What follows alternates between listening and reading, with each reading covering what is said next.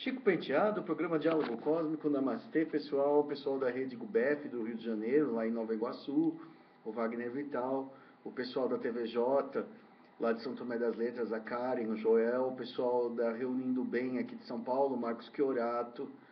É um prazer estar aqui com vocês, é um prazer estar conversando com vocês sobre ufologia, sobre assuntos relacionados à espiritualidade, assuntos relacionados a tudo que possa interessar ao contato extraterrestre e o que corre ao lado disso, porque existe uma faceta de espiritualidade no contato extraterrestre que é inegável. Não adianta você querer puxar a brasa para um cientificismo cético em ufologia e achar que você vai conseguir entender, porque se você mexe com reencarnação, você mexe com uma série de itens, né, que não cabem na ciência, na nossa vã filosofia humana, né?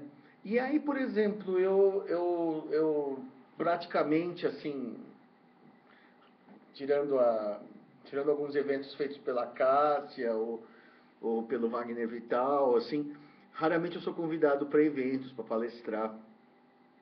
E então, eu não tenho assim muitos afetos na ufologia. Então, uma coisa que é muito interessante é que o meu contato com as pessoas é muito pelas redes sociais. Então, assim, a minha maneira de sobreviver, de expressar minhas ideias, né, assim, de não me deixar apagar, né, é pelo Facebook, pelo Google+, e tal, né. Me preocupa muito essa história de tentativas de censura da internet, né. A gente sabe do caso chinês, de que, por exemplo, que o Facebook nem é permitido na China, né? Então isso aí pode vir a acontecer no Brasil, isso não é totalmente de todo impossível, num regime bem autoritário e tudo mais, pode vir a acontecer. Então, eu vejo pela base das pessoas que se comunicam comigo, eu recebo uma média de umas 20, 30 mensagens por dia, às vezes simultaneamente, as pessoas até ficam meio bravas comigo porque eu não respondo todo mundo a contento, ou respondo curto, né? Mas eu tenho que responder curto, porque são 20, 30 e eu não ganho para isso, né? Eu sou professor de inglês, eu não vivo disso, né? Então, assim, eu faço uma coisa que na verdade é voluntária, né? A mesma coisa, por exemplo, muita gente reclama da qualidade do som dos meus programas e tal. Eu falo assim, olha, é com o que eu tenho e eu não tenho dinheiro para comprar outro, entendeu? Ninguém tá me bancando, né? Eu não tenho MUFON, eu não tenho não vendo cristais, eu não tenho nada, sou eu comigo, né? Então, eu vou falar para vocês de uma coisa que está rolando muito, que é com relação àquelas histórias de quarta, quinta dimensão, transição planetária, né? As pessoas me perguntam muito o que eu acho da transição planetária, né? E eu digo para vocês que transição planetária, para mim, é um eufemismo. Sabe o que é um eufemismo, né? Acho que muita gente não sabe o que é um eufemismo. Eufemismo é quando você diz assim, eu vou no banheiro fazer um número 2. É uma palavra delicada para não dizer um palavrão, né? Ou, por exemplo, assim, ele foi dessa para melhor, para não dizer a palavra morreu, né? Então, isso é um eufemismo.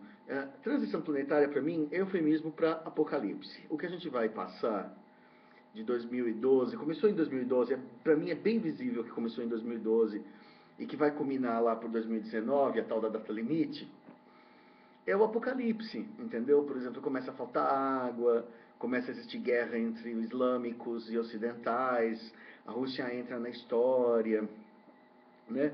Então, por exemplo, essa purificação, essa transição planetária, que as pessoas falam que é uma coisa quântica, energética, para mim é uma coisa muito física, entendeu? E o que é essa coisa muito física? É um cacete na humanidade, uma mortandade assim sem precedentes, que não é só por causa dos Illuminati, é também uma coisa inevitável, que ia acontecer porque o mundo se superpovoou e escolheu os caminhos errados, escolheu o petróleo como matriz energética, escolheu, entendeu? Os países que escolheram o fanatismo religioso, o fanatismo político, o extremismo político, O socialismo não deu certo em lugar nenhum do mundo, embora se fale que nunca foi praticado. Uma coisa que é muito curiosa é que as pessoas de esquerda falam assim, o socialismo nunca foi praticado em lugar nenhum. Então não funciona, porque foi tentado em tantos países, né? E virou o que virou. E também o capitalismo tem as suas vicissitudes, né? Então, por exemplo, todos os nossos sistemas humanos conduziram a gente a esse ponto que nós vamos chamar de transição planetária, que eu chamo, com todas as letras, de apocalipse. A gente está simplesmente no apocalipse. Não é como está na Bíblia, entendeu? Aquela coisa dos cavaleiros que vêm e a céu se... Aqui não uma fábula do São João Batista, do Apocalipse de São João. Na verdade, o Apocalipse é uma decadência da civilização ocidental, da civilização humana. Hoje em dia a gente não tem uma civilização ocidental, a gente tem uma civilização humana unificada, né? Todos os países do mundo estão interligados pela eletricidade, pela internet, pelos aviões, pela telecomunicação, com diferentes costumes e diferentes ideologias. Mas a Terra já é uma civilização planetária. Isso que a gente não entende. Por exemplo, quando existiam os egípcios ou os gregos, os egípcios mal sabiam que existia uma Índia, ou mal sabiam, ou nem sabiam que existia os astecas, os maias, aqueles povos. Os gregos mal sabiam da existência dos chineses, entendeu? Quer dizer, cada país era como se fosse, e viajar para a China era como viajar para Marte, entendeu? Então, por exemplo, a distância entre os povos era muito grande. E hoje em dia não é. Hoje em dia, por exemplo, a diferença são crenças, basicamente. Então tem os islâmicos, tem os católicos, tem os evangélicos, tem os macumbeiros, tem os socialistas, tem os capitalistas, tem os iluminatis, tem as várias crenças que regem o mundo, né? Mas o planeta funciona de uma forma unificada, o combustível é o mesmo, o padrão civilizatório da Terra agora é o mesmo, o conceito de desenvolvimento tecnológico nos países é o mesmo, não existe um país que não saiba da existência da eletricidade, que não saiba da existência de automóveis, não existe isso na Terra mais, né? Então, a gente está numa situação em que, por exemplo, que esse colapso, entendeu? É um efeito dominó, por exemplo, começa a cair os países mais centrais desse sistema, cai tudo, né? Começa a faltar água, colapsa tudo, né? Entendeu? E o aquecimento global é inevitável, ele vai acontecer. A essa altura ele já não tem mais o protocolo de Kyoto não foi respeitado, ninguém fez nada, entendeu? Então não acho que são esses chemtrails, acho que foi displicência humana mesmo. Mas tudo bem. Então vai acontecer uma coisa chamada transição planetária, mudança global e tudo mais. E as pessoas falam que vai passar para a quarta dimensão, para a quinta dimensão, a era da grande paz, a nova era, milhões de nomes aí para isso, né? Só que eu digo para vocês, né, que algumas pessoas misturam termos indianos. Eu estudei budismo por muitos anos e eu vou bater de novo nessa tecla. Eu já fiz isso há uns 2 anos atrás, mas parece que as pessoas esqueceram e estão me perguntando de novo a mesma coisa. Sobre a questão do samsara, ou samsara, como se fala no Brasil, é samsara na verdade, que fala assim que quando você sair da terceira dimensão, você sai da roda kármica, né? E sair da roda kármica é sair do samsara. Bom, então fala assim que, por exemplo, que você vai viver num mundo não kármico, né? Que o mundo de regeneração é um mundo não kármico, coisa desse tipo, né? Bom, gente, isso é o seguinte, eu estudei muitos anos na casa de Dharma, na casa budista, também tive minhas passagens pelo budismo tibetano, também tive minhas passagens pelo Sai Baba, tive minhas passagens pelos budismos japoneses, pelo Jodo, pelo Zen um pouquinho, tá? Mas basicamente eu pratiquei o Theravada, que é o Hinayana, aquele budismo da Tailândia, por mais de 10 anos.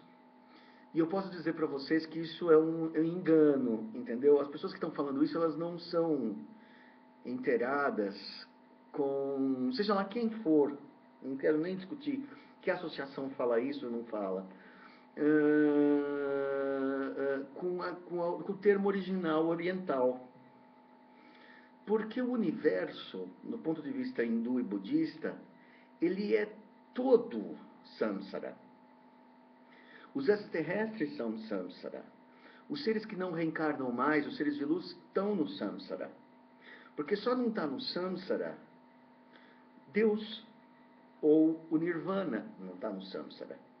Para você sair do samsara, você tem que sair do universo cognoscível. Ou seja, todo o universo que a gente sente, percebe, as estrelas, os planetas primitivos, os planetas felizes, os planetas infelizes, os planetas evoluídos, os planetas atrasados, todos eles estão submetidos a uma lei universal, que é a ação e reação, como os espíritas falam, que os hindus chamam de karma. Karma nada mais é do que a ação e reação.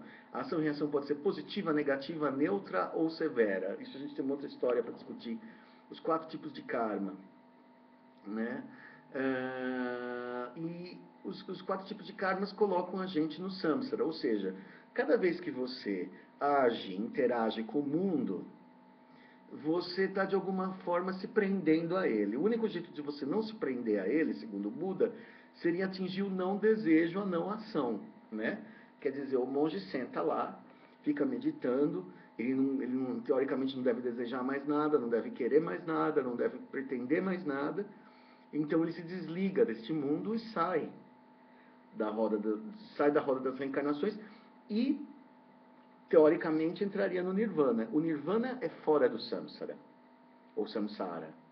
Mas, por exemplo, se eu reencarnar como reptiliano, ou como pleiadiano, ou como insetoide, ou como arturiano, eu estou no samsara, porque o samsara é o universo dos seres, que tem personalidade, que tem individualidade. Porque no budismo, sair do samsara significa se desindividualizar, ou seja, deixar de existir. Ou seja, nirvana significa não mais vento.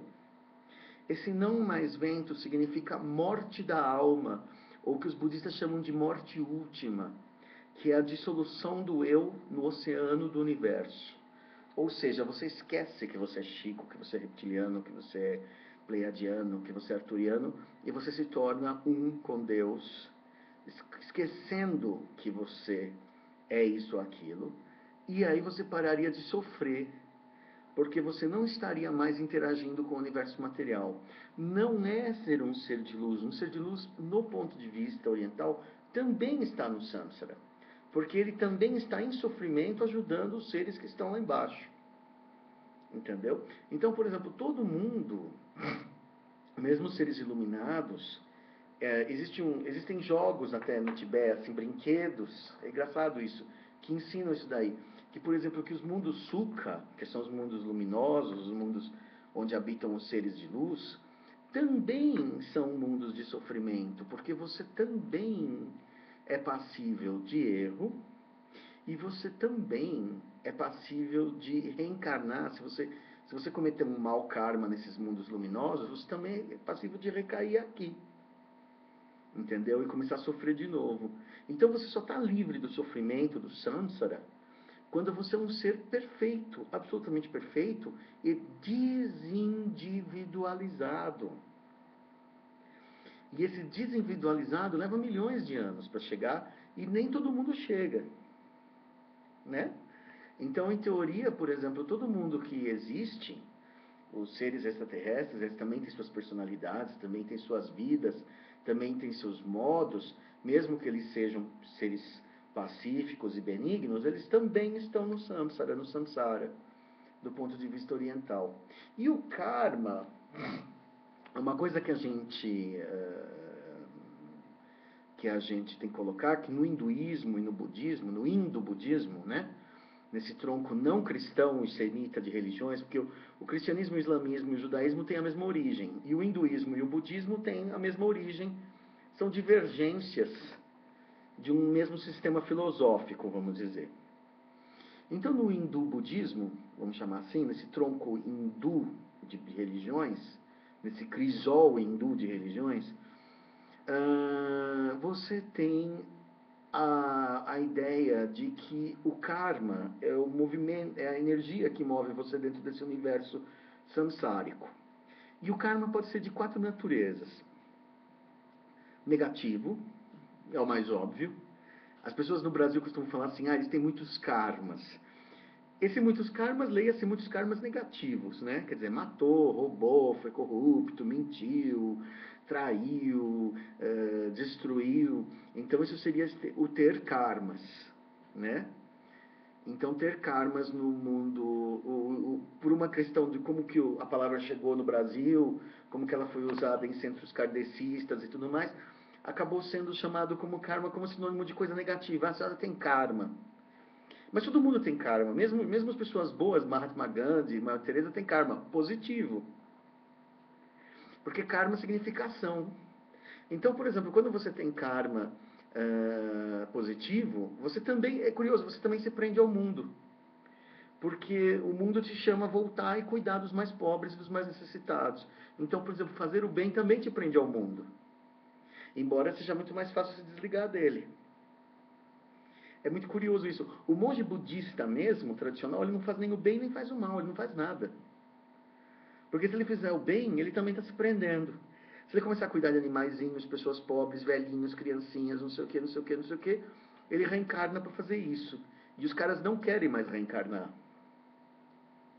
Entendeu? Porque você pode no mundo da espiritualidade, do ponto de vista budista, acho que do ponto de vista espírita igualmente, se oferecer para fazer o bem. Falar assim, eu venho ao mundo numa missão. Essa missão é um karma. É um karma positivo, é um karma de bondade. Então, por exemplo, no ponto de vista, a gente chama no budismo isso de karma positivo. A pessoa tem méritos. Tanto que no hinduísmo se acredita que quando a pessoa nasce rica, marajá e tudo mais, é porque numa vida passada ela foi uma Madre Teresa, um Chico Xavier, uma pessoa de grande bondade, que acumulou méritos. A gente chama de acumulação de méritos no Oriente. Então essa acumulação de mérito vai construir... Porque assim, o teu karma constrói teu novo corpo. Quer dizer, pro budismo, pro hinduísmo idêntico, é a tua vida agora que está construindo um novo ser.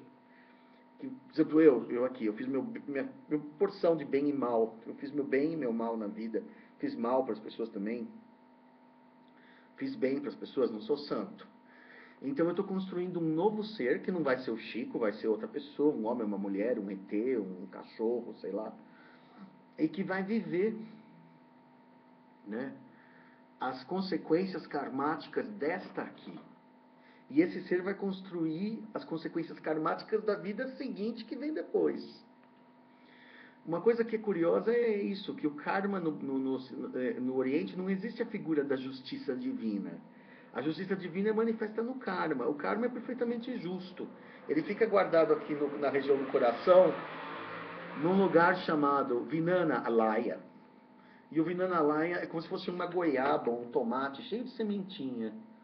Cada sementinha dessa é um karma, quer dizer, cada karma desse está pronto para se manifestar, está pronto para na vida seguinte dar um resultado, positivo, negativo ou, sei lá, ou ficar encruado. Depois existe o que a gente chama de karma neutro, isso é muito engraçado. No budismo, karma está associado à intenção. Então, por exemplo, a intenção de matar é um karma ruim, a intenção de ajudar é um karma ruim.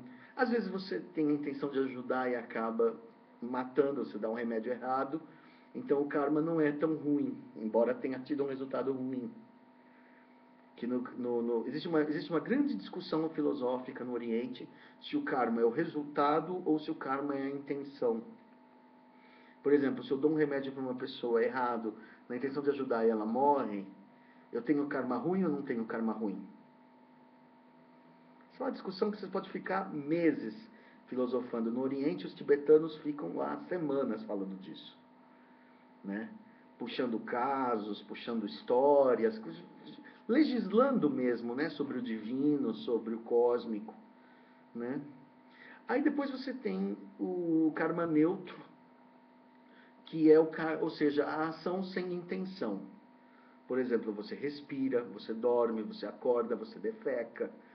você urina, você come, você bebe. Esse ato, quando ele é feito automaticamente, ele é chamado de karma neutro. Ou seja, ele é um karma que simplesmente mantém a vida. Tá? Esse karma é chamado de karma neutro. Nós temos uma grande quantidade de karma neutro. A maior parte da nossa existência é karma de suporte, ou karma neutro. Ou seja, você precisa comer para viver, você precisa beber para viver, você precisa defecar, você precisa respirar, você precisa dormir, você precisa às vezes trabalhar também se torna um karma neutro se você faz isso sem amor ou sem raiva, se você simplesmente faz, né? Tanto que o trabalho na maior parte das pessoas é uma coisa que não fede nem cheira, entendeu? A própria coisa quando você vai ao supermercado, compra coisas,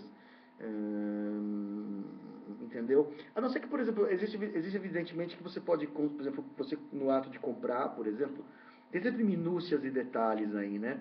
Por exemplo, você pode comprar coisas que se preocupam com a natureza, e você pode se preocupar, comprar coisas para dar presente para os outros, então você tem karma bom ali, a preocupação com a natureza, a preocupação com a ecologia, ou ter karma ruim, você pode comprar um monte de carne, ser consumista,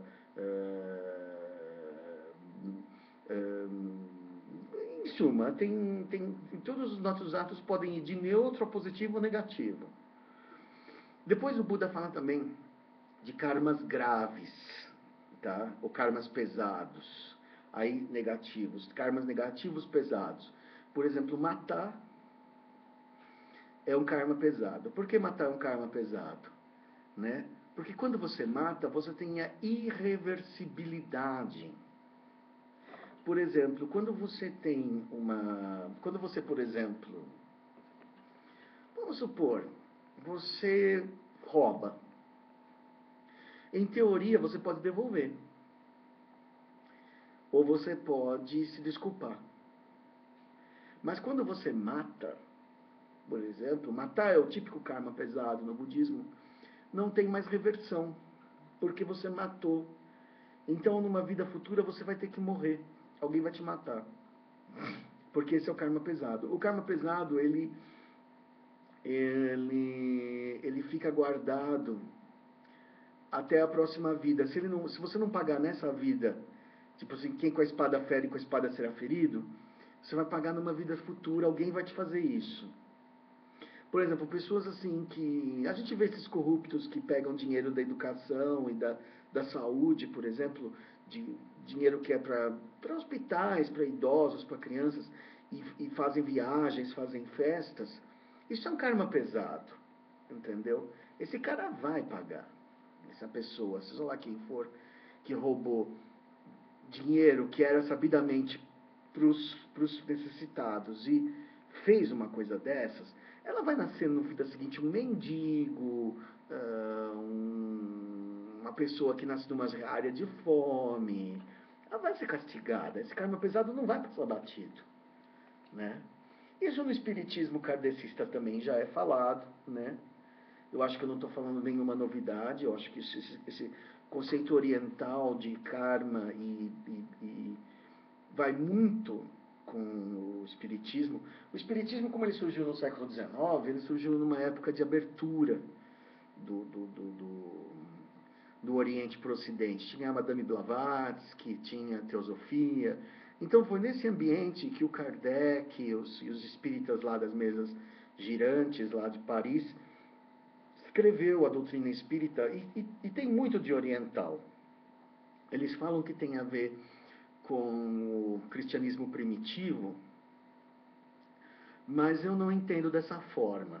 Os cristãos, embora o cristianismo primitivo e o judaísmo pudessem admitir a reencarnação, né, eu acho que o viés pelo qual o conceito de reencarnação entra no kardecismo europeu, que vem para o Brasil, que veio pela França, veio basicamente pelo Oriente. É a reencarnação muito no conceito indiano.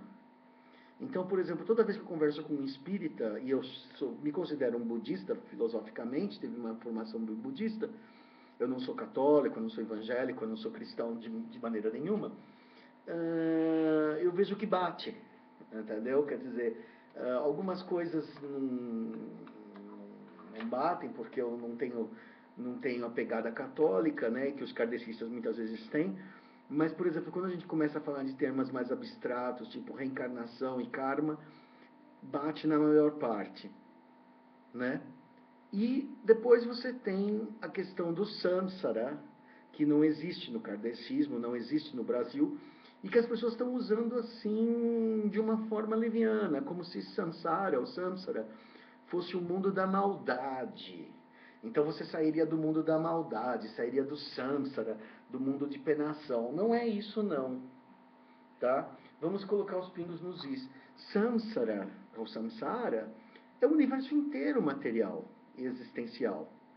Inclusive os mundos sutis, inclusive o nosso lar, inclusive, tá? Tudo está samsara, porque se você tem que reencarnar, é porque você tem por exemplo, se você está no nosso lar e você tem que reencarnar, você está no samsara, do ponto de vista hindu.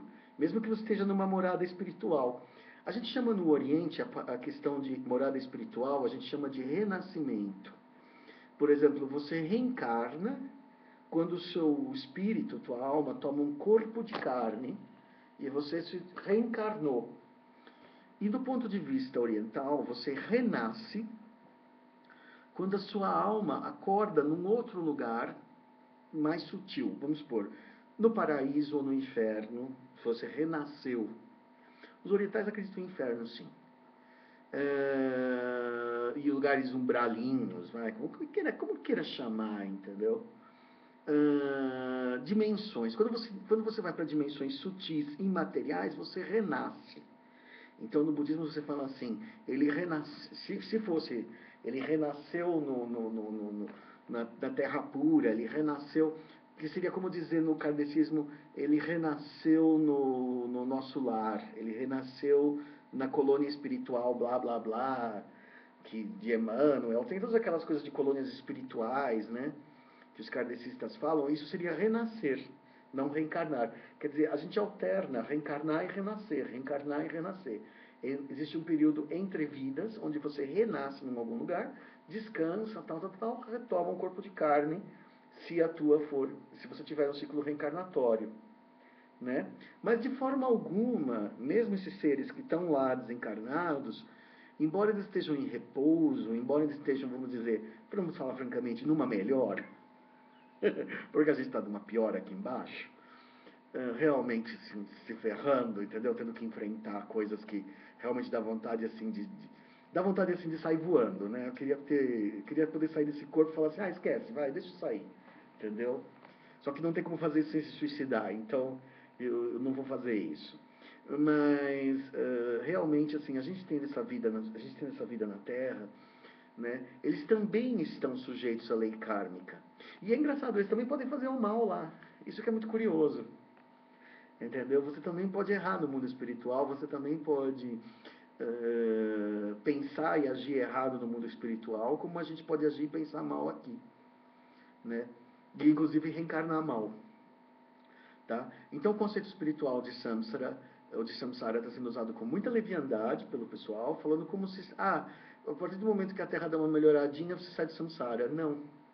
Nem esses seres arturianos lá, que dizem que são de ser luz pura e tudo mais, eles não estão totalmente isentos do samsara, porque o samsara significa interagir com o universo.